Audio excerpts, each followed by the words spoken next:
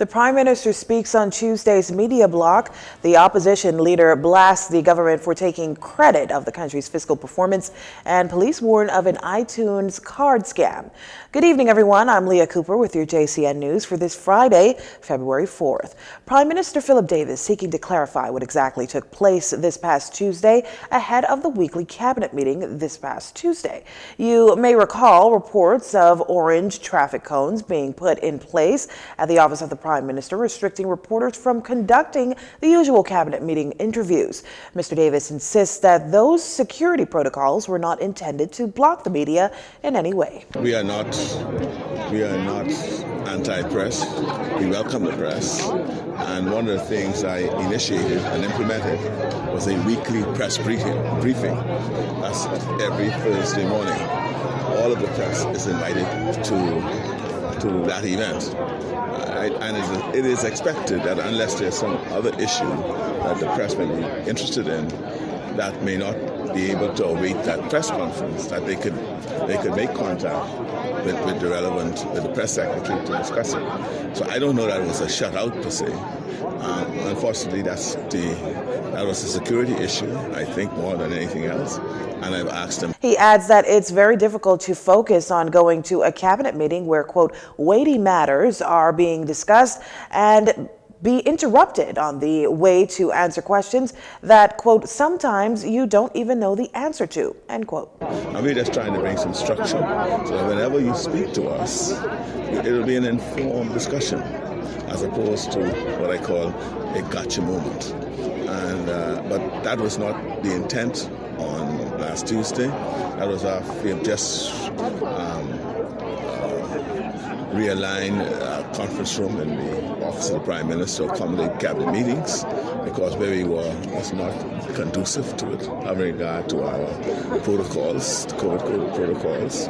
And this is more. This place is more amenable to a cabinet meeting, and I'll just say that just need to speak to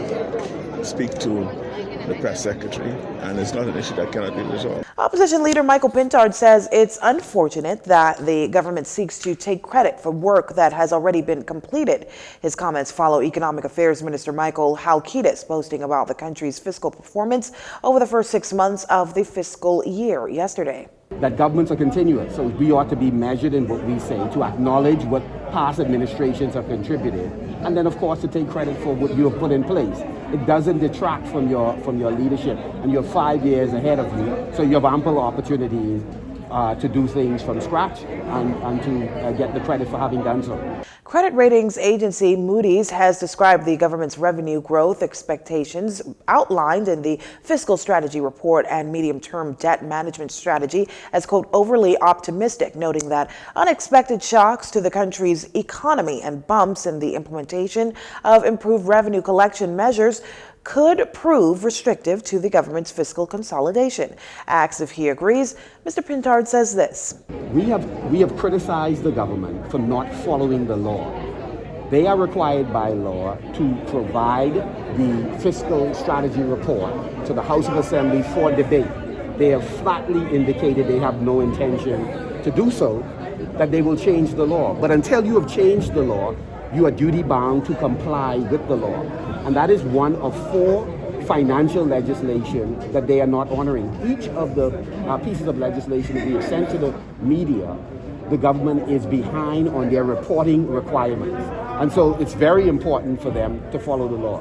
In terms of their projection to generate $1.3 billion, it is overly optimistic given the fact that when you look at the means by which they say they will get there, we are unclear on what that is. He says this is precisely why the opposition believes that the government intends to raise taxes or by stealth dramatically increase fees in order to hit those projections. Prime Minister Philip Davis has gone on record indicating that his government doesn't want to put any further tax burdens on the Bahamian people to achieve its fiscal projection.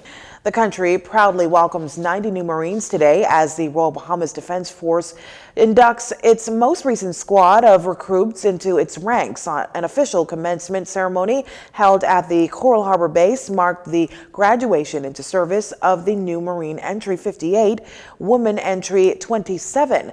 The ceremony was filled with dazzling displays of foot weapons and PT drills and highlighted by a keynote address by the Prime Minister himself. Philip Davis. In 1975, Sir Lyndon Pinling spoke about the need for a force that would safeguard our newly independent nation's sovereignty, to rescue lives, defend our sea lanes, keep out poachers and smugglers, and provide emergency relief and medical services.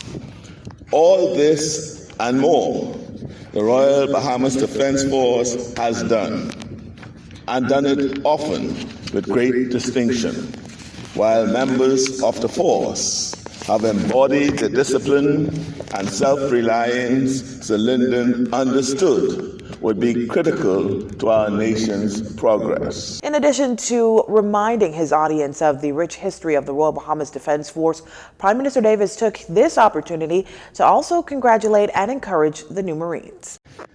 New Entry 58 and Woman Entry 27. It is a privilege to offer you my heartfelt congratulations on the completion of your initial basic training in the Royal Bahamas Defense Force. You could have chosen a less demanding path, but instead you chose a career of service. And for that, you have my gratitude, and I dare say, and I feel confident in saying, the gratitude of your fellow citizens. You will find that you will get out of your service only what you put in. The true measure of your character will be evident not when you navigate calm waters, but turbulent ones.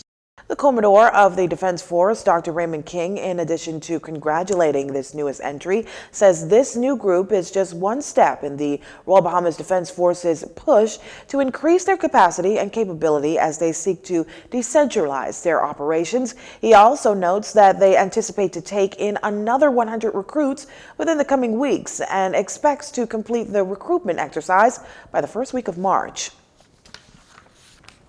And a woman convicted of murder expected to face sentencing on the 23rd of this month found dead at the Bahamas Department of Corrections. Lynette Charlton, a 48-year-old woman convicted of murder for the shooting death of Wayne Seymour, 47, back in December of 2015, was found suffering from severe breathing complications in her cell sometime around 1 a.m. yesterday. National Security Minister Wayne Munro details what transpired. I was briefed by the Commissioner of BDOCS, who I saw earlier, that at about 1:24 a.m. yesterday, in making the rounds and checks at the prison, an inmate was discovered having difficulty breathing. I believe her name is Lynette Charlton. That the officers called a trained clinical nurse who was a correctional corporal. They were taking the inmate to the medical area when she collapsed. EMS was called, transported her to the hospital where she expired. Minister Munro notes that the inmate had a significant medical history and doesn't suspect any foul play. It is an inmate who had some health challenges, who was hypertensive, who had neurosurgery to address bleeding in the brain, and had these challenges. So at the moment, there's nothing that indicates to me anything untoward, but we'll wait for the autopsy to know definitely.